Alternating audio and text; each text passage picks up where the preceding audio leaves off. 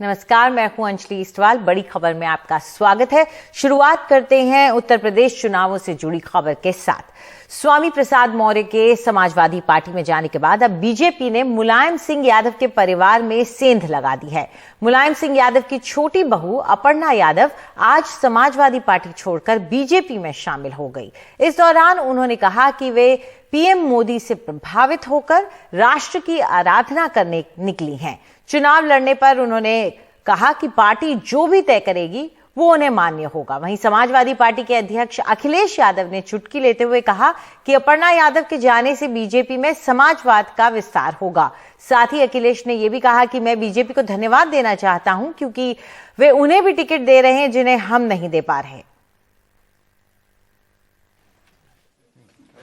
Samajwadi party के नेता मुलायम सिंह यादव की बहू अपर्णा यादव को बीजेपी में शामिल करवाने के लिए उत्तर प्रदेश बीजेपी अध्यक्ष स्वतंत्र देव सिंह और उप मुख्यमंत्री केशव प्रसाद मौर्य भी मौजूद थे। उन्होंने भाजपा का आभार जताया और पीएम मोदी की तारीफ की।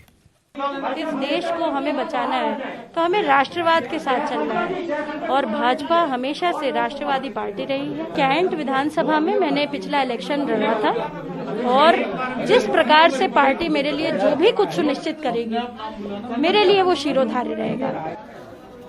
अपर्णा के बीजेपी में शामिल होने पर समाजवादी पार्टी के अध्यक्ष अखिलेश यादव ने कहा कि उन्हें इस बात की खुशी है कि समाजवादी पार्टी की विचारधारा का विस्तार हुआ है। उन्होंने ये भी कहा कि मुलायम सिंह यादव ने अपर्णा को काफी समझाने की कोशिश की थी। सबसे पहले तो मैं बधाई दूंगा और शुभकामनाएं,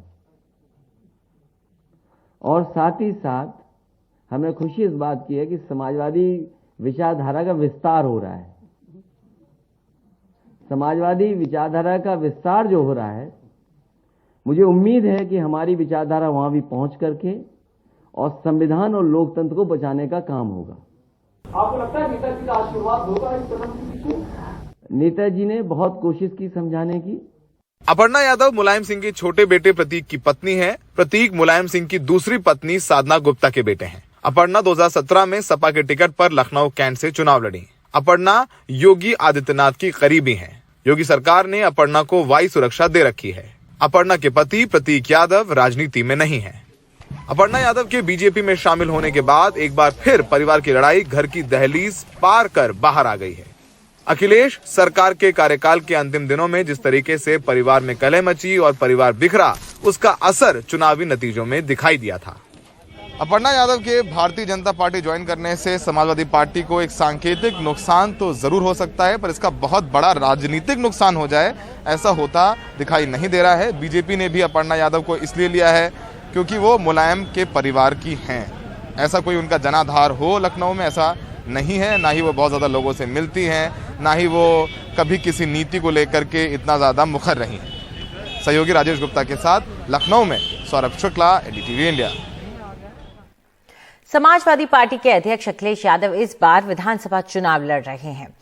आज अखिलेश यादव ने कहा कि अगर वो चुनाव लड़े तो आजमगढ़ की जनता से अनुमति लेकर ही लड़ेंगे।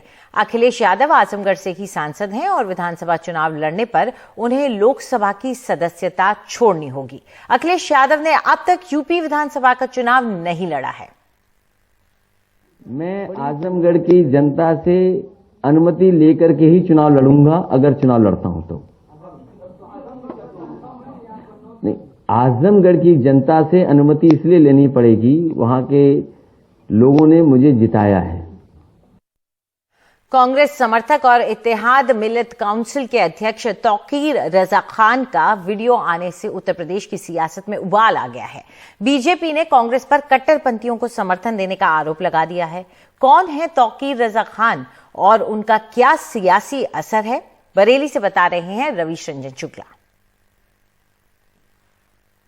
जिस दिन मेरा नौजवान मेरे कंट्रोल से बाहर आ गया, जिस दिन मेरा कंट्रोल इन नौजवानों को खत्म हो गया, मुझसे बहुत लोग कहते हैं तुम तो बुज़दिल हो गए, तुम तो कुछ करना ही नहीं चाहते, लेकिन मैं कहता हूं पहले मैं मरूंगा, बाद में तुम्हारा नंबर आएगा। बरेली के तौकीर रजा खान का करीब 1 मिनट का वीडियो दिखाकर बीजेपी के प्रवक्ता संबित पात्रा ने आधे घंटे की प्रेस कॉन्फ्रेंस कर डाली। इस प्रकार की बदजुबानी करने वालों के साथ प्रियंका वाड्रा खड़ी होती है और न केवल खड़ी होती है, उनके समर्थन के लिए गुहार करती हैं और आखिरकार उनको समर्थन मिलता भी है। याद करिए, चंद दिनों पहले हमने देखा था कर्नाटक में जब चुनाव हुए थे तो एसडीपीआई, जो कि एक पॉलिटिकल फ्रंट है, popular front of India, PFI का, उसके साथ कांग्रेस पार्टी का गठबंधन था। बंगाल में ठीक उसी प्रकार इंडियन सेक्युलर फ्रंट, जो अब्बास सिद्दीकी हिंदुओं के खिलाफ जहर उगलते थे, उनके पार्टी के साथ गठबंधन कांग्रेस पार्टी ने बंगाल में किया।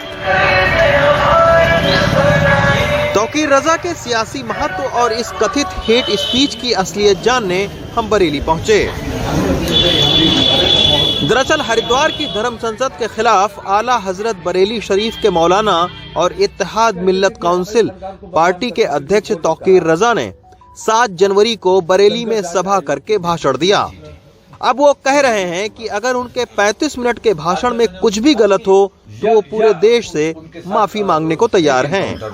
उन्होंने अपने भाषण की रिकॉर्डिंग बरेली पुलिस को भी दी है कि इसको आधा काट के दिखाया गया है। अच्छा, आधा काट के, और आधा सच झूठ से ज्यादा खतरनाक होता है। हमारे नौजवान हमने कंट्रोल में करके रखे हुए हैं। हम लड़ना नहीं चाहते, हम मरने को तैयार हैं अपने देश की एकता और अखंडता के लिए, अपने देश में शांति बहाल रखने के लिए। हमारे नौजवान अपना खून देने को तैयार है, और अगर लड़ने का ही शौक है तो लड़ाई हमारे खून में है, हम लड़ने को तैयार हैं, लेकिन हम तुमसे नहीं लड़ना चाहते। हमारे साथ अगर लड़ना है तो हमारे साथ चलो चीन के बॉर्डर पर। हमारे अंदर इतनी हिम्मत भी है और ताकत भी है कि हम चीन से मुकाबला करके कैलाश मानसरोवर फतेह करके हम अपने हिंदू भाइयों को तोहफे में देने को तैयार हैं। तौकीर रजा पहले कांग्रेस और फिर सपा को समर्थन दे चुके हैं, लेकिन इस बार वो अखिलेश से खासे नाराज होकर कांग्रेस का समर्थन कर रहे हैं। पिछली बार के विधानसभा चुनाव में बरेली की सभी 9 विधानसभा सीटें बीजेपी ने जीती थीं। जानकार मानते हैं कि तौकीर रजा के इस वीडियो से ध्रुवीकरण की प्रक्रिया तेज होने के आसार हैं। इनकी एक छोटी पार्टी है आईएमसी करके, और ये दरगाह आला हजरत परिवार से भी जुड़े हुए हैं, उनके भाई हैं, तो इनका महत्व इनकी मुस्लिम लोग और कई लोग इनकी अच्छे से सुनते हैं। इनका इसलिए काफ़ी महत्व है, और इनके कहने पर वोट जो है 9 की 9 विधानसभा सीटें बरेली की जो हैं उन सभी पे पड़ेगा थोड़ा बहुत असर पड़ेगा। जी बिल्कुल, खासतौर पर मुस्लिम मतदाताओं। जी बिल्कुल पड़ेगा। कम से कम ये 8-8, 10-10 हज़ार वोट इधर से उधर करने के हर विधानसभा में इतनी इनकी महत्व है। सबसे बड़ा सवाल यह है कि 7 जनवरी को दिए गए भाषण में से 1 मिनट का ये वीडियो 12 दिन बाद क्यों मंजरे आम हुआ।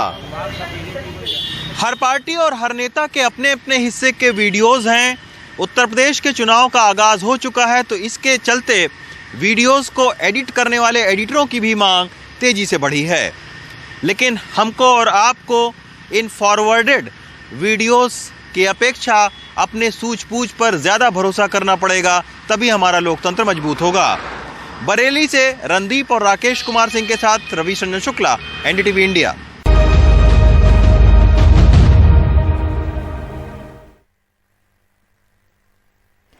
देश के कई इलाकों में अब भी टीकाकरण को लेकर कई गलत फहमियां हैं। उत्तर प्रदेश के बलिया में लोगों को टीके लगाने के लिए पहुंचे स्वास्थ्य कर्मियों को अजीबोगरीब हालात से दो चार होना पड़ा।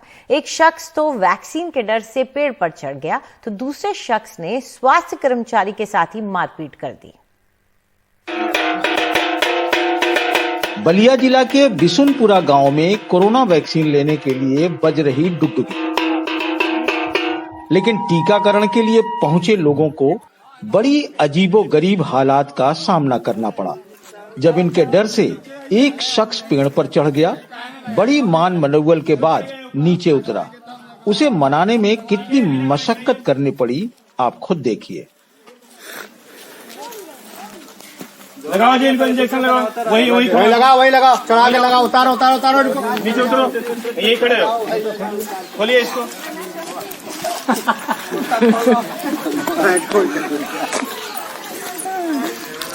आओ तो और लगाओ, तो लगाओ। इसी ब्लॉक में नदी के किनारे मछुआरों को टीका लगाने पहुंची टीम को एक नई मुसीबत का सामना करना पड़ा। एक मछुआरे ने टीका नहीं लगवाया और ज्यादा दबाव देने पर कर्मचारी से उलझ गया और उसे सरयू नदी की तरफ घसीटने लगा। अच्छा नहीं है, लेना ही पड़ेगा। रेवती ब्लॉक के इस वायरल वीडियो की तस्दीक खंड विकास अधिकारी भी करते हैं। आपको लेना ही पड़ेगा टीका लेना है भाई, आप लोग को भी टीका लगवाना। हम बात करेंगे, हम बात करेंगे।